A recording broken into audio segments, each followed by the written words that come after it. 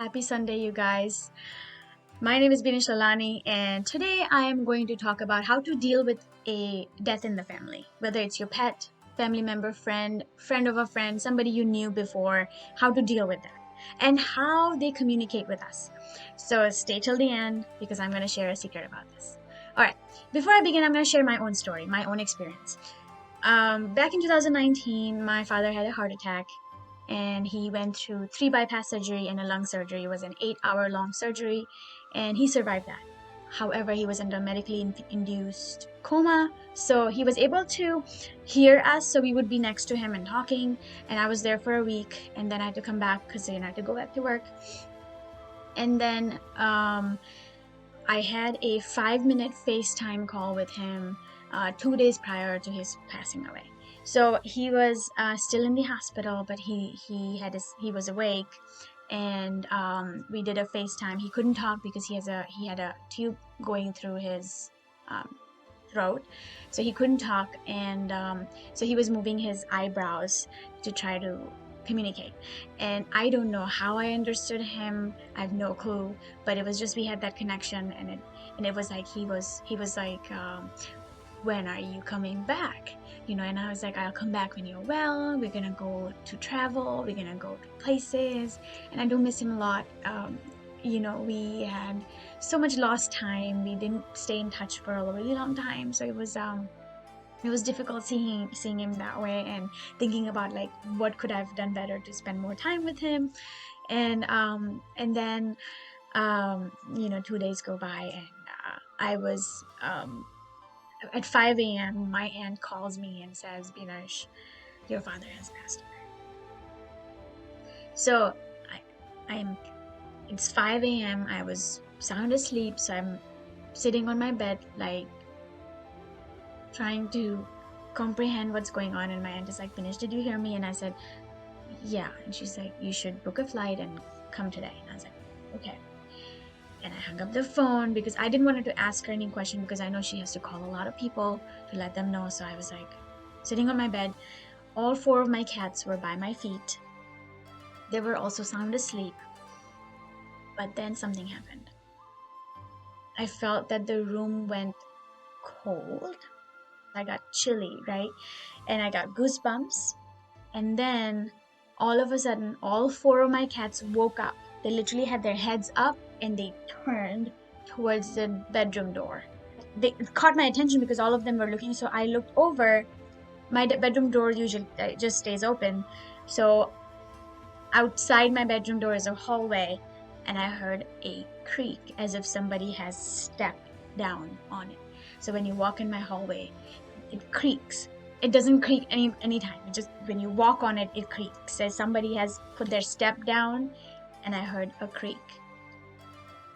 So I smiled and I said, hey, Dad, I am so happy that you chose me to visit. I'm doing fine. I will be okay. I will survive this. I want you to go move on. And I said, I love you. I forgive you. Please be happy. And, we'll talk again soon. And then I felt that the room got back to its temperature again. So I remember that I was babysitting my cousin who was 1 year old, and I was just kind of running around after him, just making sure he's not getting into stuff and getting hurt. And my mom calls me and she told me that, your grandfather passed away. And she said, oh, I spoke to him, like he was about to go, and she got a chance to talk to him. And I believe my sister also got a chance to talk to him. I was the only one who couldn't be on, he was in coma per se, but I wasn't the one who was able to be on the phone and let him hear my voice. And, so I didn't have that communication. So, my aunt's house had 2 stories, so my cousin was trying to get on the steps. So I was just going after him to make sure he doesn't fall off, so I was just right behind him. As we got to the landing, a few steps up, there's a landing, and then you go the other direction, right? So you go up this way and then you go up that way. And so now I'm just trying to wrap my, again, I'm this in my head, this is going on, okay, my grandfather passed away, and this was a long time ago. and my cousin was trying to climb the stairs. I was just like doing like this on the next set of stairs. So I've already turned towards there. From the corner of my eye, I saw my grandfather.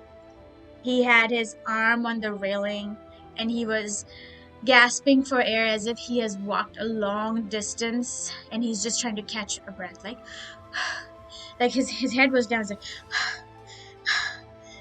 like I could hear I saw sort of from the corner of my eye, and I was hearing his breathing. So when I looked over, because I'm like, what the heck moment happens, like, you can't be here, right? You can't be here. And so I looked over, and of course there's nothing there. I got so afraid. I literally grabbed my cousin, ran downstairs into my bedroom, and closed the door. I was so scared. This is like me 15, 17 years ago. 15 years ago. So that point in time, I was scared, really scared. That's why I don't remember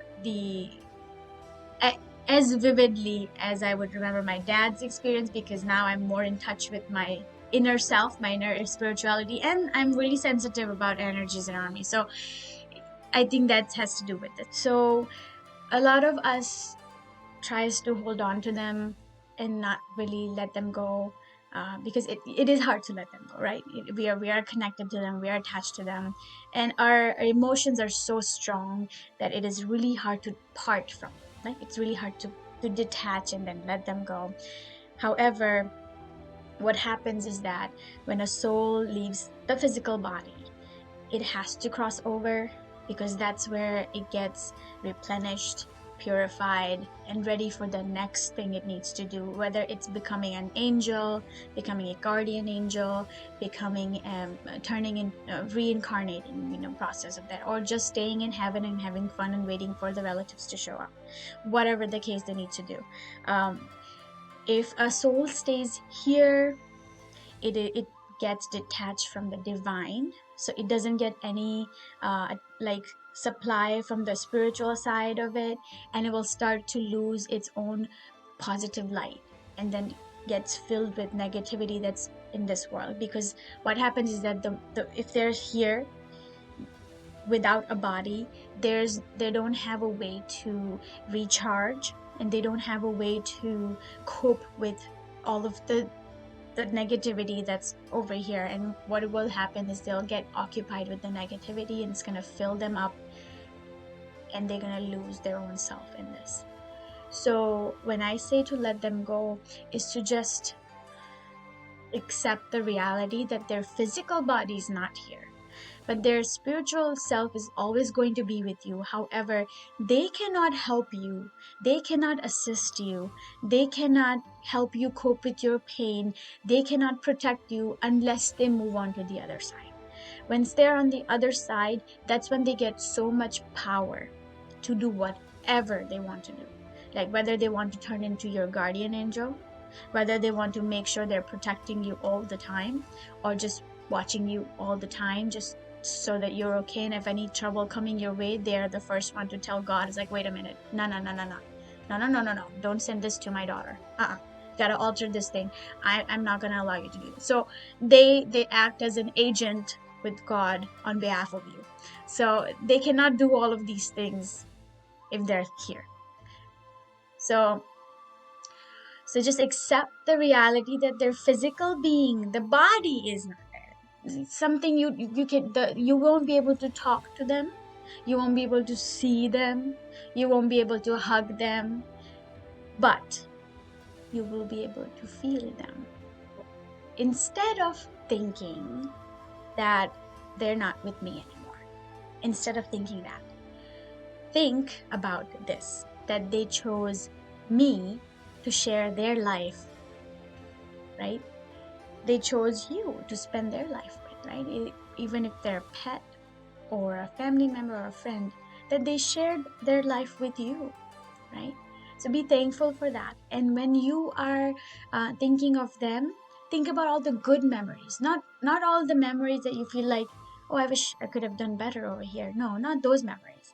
Think about all the good memories, because what's happening here is that when you think about the good memories, you're sending them good vibes, that I remember you in my good memories. I don't remember you in my sad memories. Because again, you're sending, if you remember them in the sad memories, or you try to turn your memories into sadness, it's actually going to send the sad vibes to them. And that they see you, they watch you, they are with you all at all times, and they can feel you, they can feel your feelings, and they get sad beyond expectation. Remember, their bodies are not there, so the soul has a lot more emotion than anything else. Your soul can feel a lot of things. Your soul can feel the past, the present, and the future. The soul has no restriction. So it's like a magnifying glass for them. So it magnifies the feelings. So try to always send them the good, happy, good feelings. Good. So we, for example, we were just done with my dad's funeral. We came back home and we had this huge, food on the table. And we were all like laughing on the fact that, oh, if dad was here, he would love to eat this, or he would not let us eat this, or he would say this. And we were all just laughing, thinking about it, and that really changed the environment and the energies. And you can literally sense that when he saw us remembering him, and in the happy moments, when we were happy that he's out of his suffering, right? He was suffering a lot. He was medically induced coma, 3 bypass surgeries. I mean, dude, that's crazy. It's painful. It was in a lot of pain, a lot of suffering in there. So you know he you can tell that then he was sending us that peace from his side, that I'm glad that you guys are happy and you're remembering me in the happy time. So be happy that they shared those happy moments with you, right? They chose you. They chose you, and Pikachu, they will always choose you. So when we die, we will see them again. We will be with them again. So whatever we decide to do after we die, say if you want to just stay in your own heaven, you will see them. If you decide to reincarnate, they will reincarnate with you, because there's like these group of souls that reincarnate together. You know how all of a sudden you meet somebody and you became besties for life? Because those are the souls. Your soul know that soul already. You already know that person from a different lifetime, from a different place, from heaven. You know that soul. That's why you become so close to